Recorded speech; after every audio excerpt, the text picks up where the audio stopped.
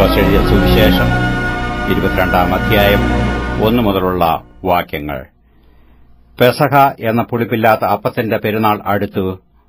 അപ്പോൾ മഹാപുരോഹിതന്മാരും ശാസ്ത്രിമാരും ജനത്തെ ഭയപ്പെടുകയാൽ അവനെ ഒടുക്കുവാൻ ഉപായം അന്വേഷിച്ചു.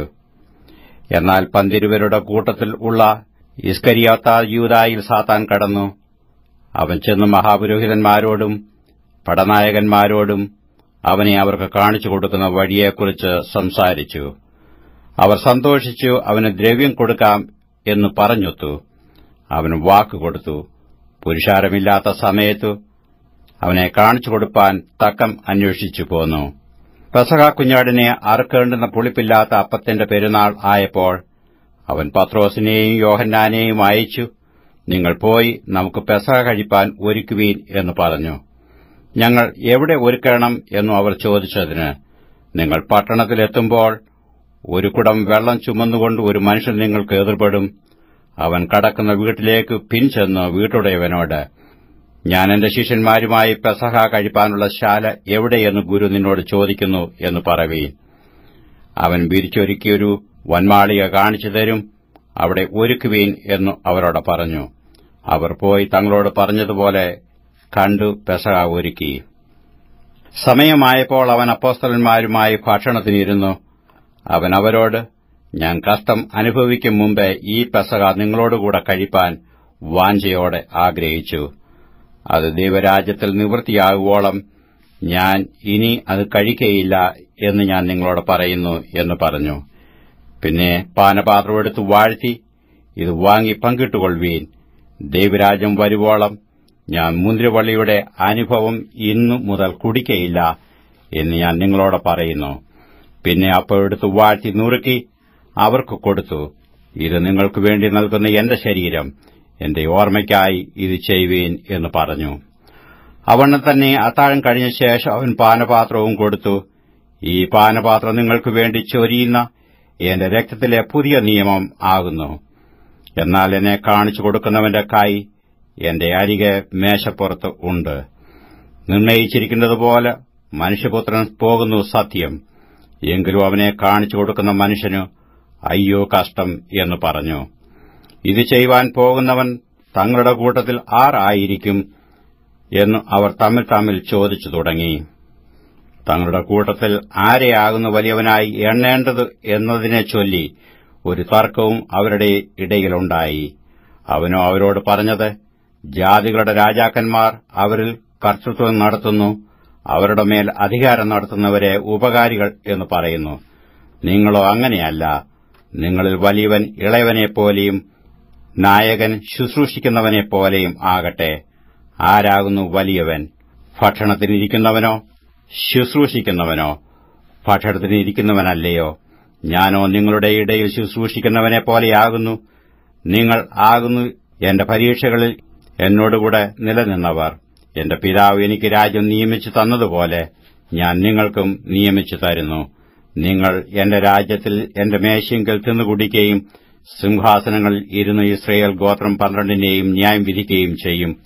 ശിമോനെ, ശിമോനെ, സാത്താൻ നിങ്ങളെ കോതമ്പ് പോലെ പാറ്റേണ്ടതിന് കൽപ്പന ചോദിക്കുന്നു.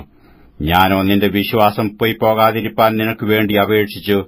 എന്നാൽ നീ ഒരു സമയം തിരിഞ്ഞു വന്ന ശേഷം നിന്റെ സഹോദരന്മാരെ ഉറപ്പിച്ചുകൊള്ളുക. അവൻ അവനോട്, കർത്താവേ, ഞാൻ നിന്നോടുകൂടെ തടവിലാകുവാനും മരിപ്പാനും ഒരുങ്ങിയിരിക്കുന്നു എന്ന് പറഞ്ഞു. അതിനു അവൻ, പത്രോസേ, നീ എന്നെ അറിയുന്നില്ല എന്നും 3 വട്ടം തള്ളിപ്പറയും മുമ്പേ ഇന്ന് കോഴി കൂകുകയില്ല എന്ന് ഞാൻ നിന്നോട് പറയുന്നു എന്ന് പറഞ്ഞു. പിന്നെ അവൻ അവരോട്, ഞാൻ നിങ്ങളെ മടിശീലയും പൊക്കണവും ചെരുപ്പും കൂടാതെ അയച്ചപ്പോൾ വല്ല കുറവുമുണ്ടായിരുന്നോ എന്ന് ചോദിച്ചതിന്, ഒരു കുറവുമുണ്ടായിട്ടില്ല എന്ന് അവർ പറഞ്ഞു. അവൻ അവരോട്, എന്നാൽ ഇപ്പോൾ മടിശീലയുള്ളവൻ അത് എടുക്കട്ടെ. അവണ്ണം തന്നെ പൊക്കണമുള്ളവനും ഇല്ലാത്തവനോ തന്റെ വസ്ത്രം വിറ്റു വാൾ കൊള്ളട്ടെ. അവനെ അധർമ്മികളുടെ കൂട്ടത്തിൽ എണ്ണി എന്ന് എഴുതിയിരിക്കുന്നതിന് ഇനിയും എന്നിൽ നിവൃത്തി വരേണം എന്ന് ഞാൻ നിങ്ങളോട് പറയുന്നു. എന്നെക്കുറിച്ച് എഴുതിയിരിക്കുന്നതിന് നിവൃത്തി വരുന്നു എന്ന് പറഞ്ഞു. കർത്താവേ, ഇവിടെ 2 വാളുണ്ട് എന്ന് അവർ പറഞ്ഞതിന്, മതി എന്ന് അവൻ അവരോട് പറഞ്ഞു. പിന്നെ അവൻ പതിവുപോലെ ഒലിവുമലയ്ക്ക് പുറപ്പെട്ടുപോയി. ശിഷ്യന്മാരും അവനെ അനുഗമിച്ചു. ആ സ്ഥലത്ത് എത്തിയപ്പോൾ അവൻ അവരോട്, നിങ്ങൾ പരീക്ഷയിൽ അകപ്പെടാതിരിപ്പാൻ പ്രാർത്ഥിപ്പീൻ എന്ന് പറഞ്ഞു. താൻ അവരെ വിട്ടു ഒരു കല്ലേറ് ദൂരത്തോളം വാങ്ങിപ്പോയി മുട്ടുകുത്തി, പിതാവേ, നിനക്ക് മനസ്സുണ്ടെങ്കിൽ ഈ പാനപാത്രം എങ്കിൽ നിന്ന് നീക്കണമേ. എങ്കിലും എന്റെ ഇഷ്ടമല്ല, നിന്റെ ഇഷ്ടം തന്നെ ആകട്ടെ എന്ന് പ്രാർത്ഥിച്ചു. അവനെ ശക്തിപ്പെടുത്തുവാൻ സ്വർഗ്ഗത്തിൽ നിന്നൊരു ദൂതൻ അവന് പ്രത്യക്ഷനായി. പിന്നെ അവൻ പ്രാണവേദനയിലായി അതിശ്രദ്ധയോടെ പ്രാർത്ഥിച്ചു. അവന്റെ വിയർപ്പ് നിലത്ത് വീഴുന്ന വലിയ ചോരത്തുള്ളി പോലെ ആയി. അവൻ പ്രാർത്ഥന കഴിഞ്ഞെഴുന്നേറ്റ് ശിഷ്യന്മാരുടെ അടുക്കൽ ചെന്നു. അവർ വിഷാദത്താൽ ഉറങ്ങുന്നത് കണ്ടു അവരോട്, നിങ്ങൾ ഉറങ്ങുന്നതെന്തേ? പരീക്ഷയിൽ അകപ്പെടാതിരിപ്പാൻ എഴുന്നേറ്റ് പ്രാർത്ഥിപ്പീൻ എന്ന് പറഞ്ഞു.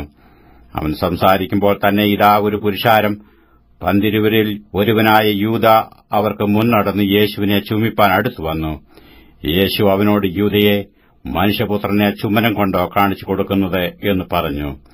സംഭവിപ്പാൻ പോകുന്നത് അവന്റെ കൂടെയുള്ളവർ കണ്ടു. കർത്താവെ, ഞങ്ങൾ വാൾ കൊണ്ട് വെട്ടണമോ എന്ന് ചോദിച്ചു. അവരിൽ ഒരുത്തൻ മഹാപുരോഹിതന്റെ ദാസനെ വെട്ടി അവന്റെ വലത്തെ കാത് അറുത്തു. അപ്പോൾ യേശു, ഇത്രയ്ക്ക് വിടുവീൻ എന്ന് പറഞ്ഞു അവന്റെ കാത് തൊട്ട് സൌഖ്യമാക്കി. യേശു തന്റെ നേരെ വന്ന മഹാപുരോഹിതന്മാരോടും ദേവാലയത്തിലെ പടനായകന്മാരോടും മൂപ്പന്മാരോടും, ഒരു കള്ളന്റെ നേരെ എന്ന പോലെ നിങ്ങൾ വാളും വടിയുമായി പുറപ്പെട്ടു വന്നുവോ? ഞാൻ ദിവസേന ദേവാലയത്തിൽ നിങ്ങളോടുകൂടെ ഇരുന്നിട്ടും എന്റെ നേരെ കൈ ഓങ്ങിയില്ല. എന്നാൽ ഇത് നിങ്ങളുടെ നാഴികയും ഇരുളിന്റെ അധികാരവും ആകുന്നു എന്ന് പറഞ്ഞു. അവർ അവനെ പിടിച്ച് മഹാപുരോഹിതന്റെ വീട്ടിൽ കൊണ്ടുപോയി. പത്രോസും അകലം വിട്ട് പിൻചെന്നു. അവർ നടുമുറ്റത്തിന്റെ മധ്യേ തീ കത്തിച്ച് ഒന്നിച്ചിരുന്നപ്പോൾ പത്രോസും അവരുടെ ഇടയിലിരുന്നു. അവൻ തീവട്ടത്തിനടുക്കെ ഇരിക്കുന്നത് ഒരു ബാല്യക്കാരത്തി കണ്ടു. അവനെ ഉറ്റുനോക്കി, ഇവനും അവനോടുകൂടെയായിരുന്നു എന്ന് പറഞ്ഞു. അവനോ, സ്ത്രീയെ, ഞാൻ അവനെ അറിയുന്നില്ല എന്ന് തള്ളിപ്പറഞ്ഞു. കുറഞ്ഞൊന്നു കഴിഞ്ഞിട്ട് മറ്റൊരുവൻ അവനെ കണ്ടു, നീയും അവരുടെ കൂട്ടത്തിലുള്ളവൻ എന്ന് പറഞ്ഞു. പത്രോസോ, മനുഷ്യ, ഞാനല്ല എന്ന് പറഞ്ഞു. ഏകദേശം 1 മണിനേരം കഴിഞ്ഞാറ് വേറൊരുവൻ, ഇവനും അവനോടുകൂടെയായിരുന്നു, സത്യം, ഇവൻ ഗലീലക്കാരനല്ലോ എന്ന് നിഷ്കർഷിച്ചു പറഞ്ഞു. മനുഷ്യ, നീ പറയുന്നത് എനിക്ക് തിരിയുന്നില്ല എന്ന് പത്രോസ് പറഞ്ഞു. അവൻ സംസാരിക്കുമ്പോൾ തന്നെ പെട്ടെന്ന് കോഴി കൂകി. അപ്പോൾ കർത്താവ് തിരിഞ്ഞു പത്രോസിനെ ഒന്ന് നോക്കി.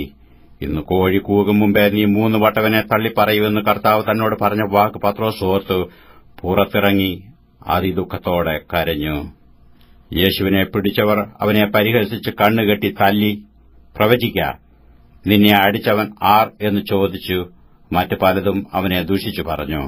നേരം വെളുത്തപ്പോൾ ജനത്തിന്റെ മൂപ്പന്മാരായ മഹാപുരോഹിതന്മാരും ശാസ്ത്രിമാരും വന്നുകൂടി അവനെ ന്യായാധിപസംഘത്തിൽ വരുത്തി, നീ ക്രിസ്തുവെങ്കിൽ ഞങ്ങളോട് പറക എന്ന് പറഞ്ഞു. അവൻ അവരോട്, ഞാൻ നിങ്ങളോട് പറഞ്ഞാൽ നിങ്ങൾ വിശ്വസിക്കുകയില്ല, ഞാൻ ചോദിച്ചാൽ ഉത്തരം പറയുകയുമില്ല. എന്നാൽ ഇന്നു മുതൽ മനുഷ്യപുത്രൻ ദൈവശക്തിയുടെ വലത്തുഭാഗത്ത് ഇരിക്കും എന്ന് പറഞ്ഞു. എന്നാൽ നീ ദൈവപുത്രൻ തന്നെയോ എന്ന് എല്ലാവരും ചോദിച്ചതിന്, നിങ്ങൾ പറയുന്നത് ശരി, ഞാനാകുന്നു എന്ന് അവൻ പറഞ്ഞു. അപ്പോൾ അവർ, ഇനിയും സാക്ഷ്യം കൊണ്ട് നമുക്ക് എന്തോ ആവശ്യം, നാം തന്നെ അവന്റെ വാമൊഴി കേട്ടുവല്ലോ എന്ന് പറഞ്ഞു.